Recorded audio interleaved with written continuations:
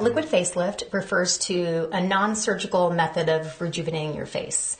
Specifically, it refers to an office procedure where we inject a liquid, otherwise known as a filler, into various areas of your face to either soften the appearance of your wrinkles or to soften or augment the appearance of your lips. Other areas that we use a filler are beneath your eyes to smooth out what are called the tear troughs, which cause those dark shadows to form under your eye.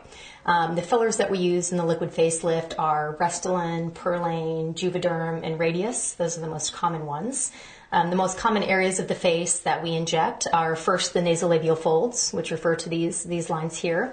The next most common area would be your marionette lines, which are the lines that form between the corners of your mouth and your chin.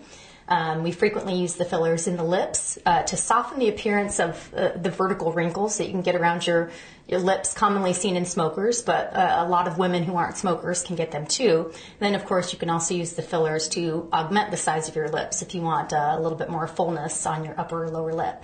Again, we can use the fillers in the inside corners here to get rid of those dark shadows beneath your eyes. Other areas that we can use fillers are in your cheeks to plump up the apple of your cheek. We can also use it underneath the lateral aspect of your brow to give you a little bit of a brow lift and a little bit more fullness underneath your brow.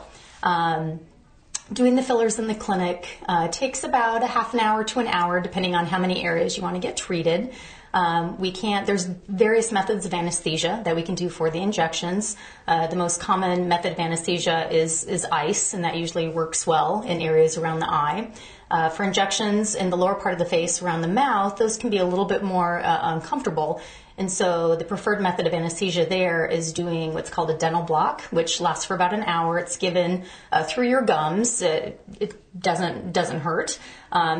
Gives you numbness for about an hour, which allows us to get all of the injections done, and then wears off and not too long. And then finally, another method of anesthesia that we can use if you don't want any injections at all is called a topical lidocaine cream or gel, in which case you can apply that to the areas that are going to be injected. The only thing is you have to apply it about 45 minutes before the injections, but that can provide adequate comfort to get through the injections. When you go home from injections, you might have some mild swelling in the areas where we injected, but usually that goes away by the following day.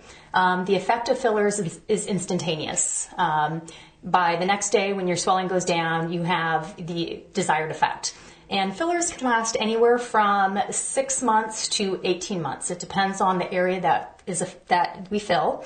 It depends on the filler that we use and just how mobile that part of your face is.